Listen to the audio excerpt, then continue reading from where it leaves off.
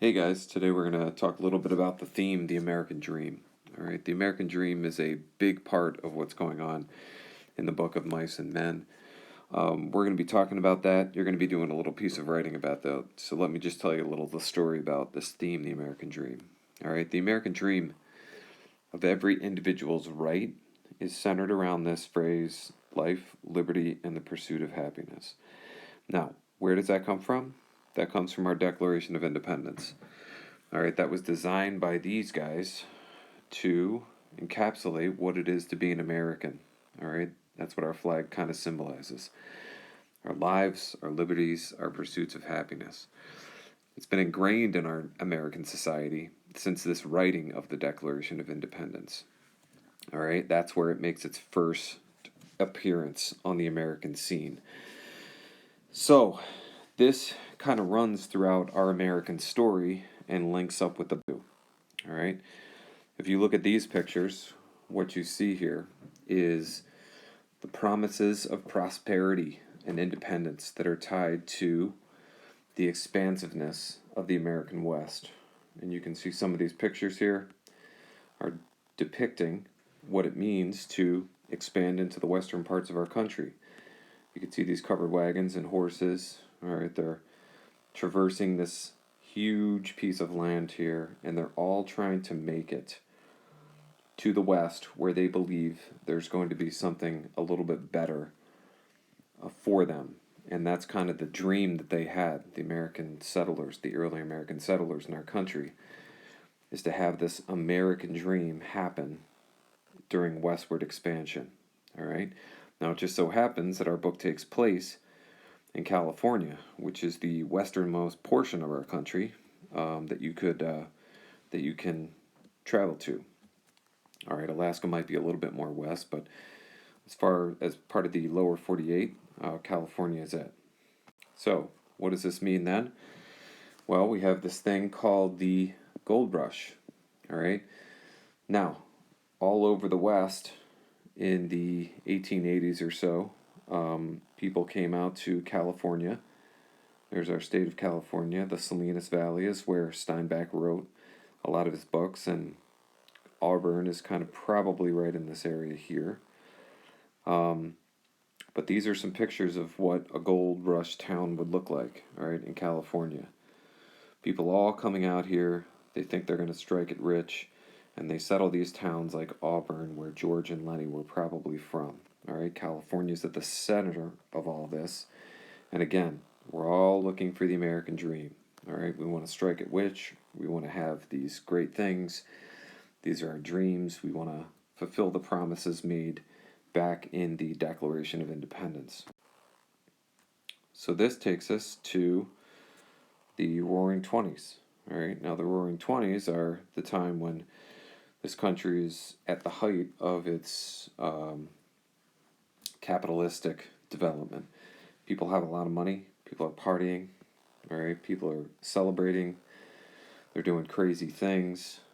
And this is seen to be a fulfilling of the American dream during the 20s. What happens is, in the 20s, the price of gold kind of drops, and that does some really strange things to towns like Auburn in California. All right, they become these places where camps are set up because gold isn't really being found at the rate that it was hoped, and prices are really not what people hoped they would be. Okay, from here we go to the Great Depression. All right, the Great Depression is the time when our dreams kind of go under. All right, it represents the end of an era of the American dream.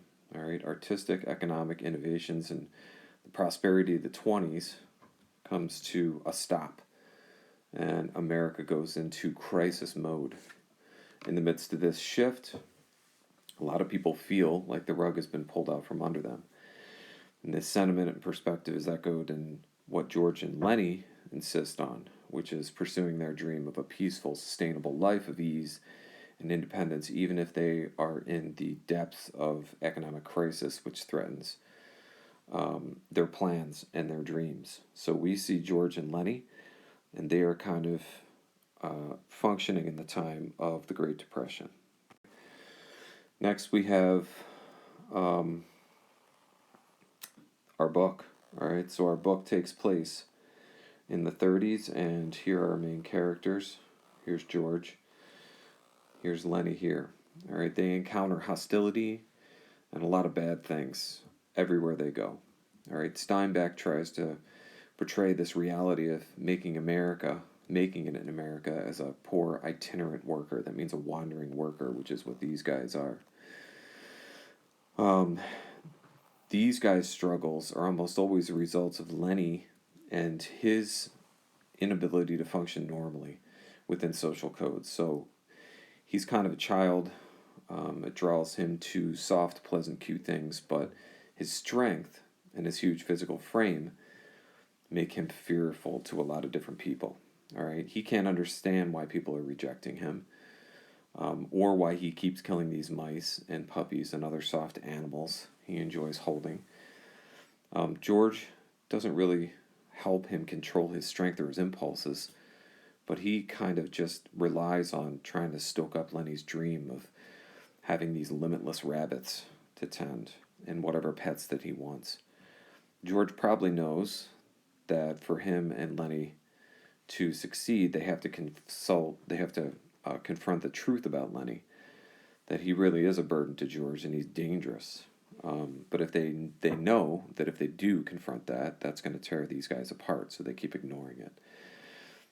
As a result, Lenny kind of retreats into this dream of having their own farm, all right? And that's the American dream of being self-made people who can do what they want and function independently, with a lot of stuff and in harmony, okay? Candy, another character in the book, also gets swept up in this romantic dream of owning a farm, and he opens up his savings for this endeavor. It's unrealistic for these guys to really achieve what they're trying to achieve in light of what George and Lenny are doing financially, how they struggle socially. But they still hold on to it. So they make their... this dream kind of helps them get through this directionless existence that they have.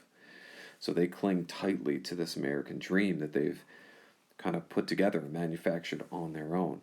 All right. They're raised on the promises of prosperity and independence of the American dream and the American West and its expansion.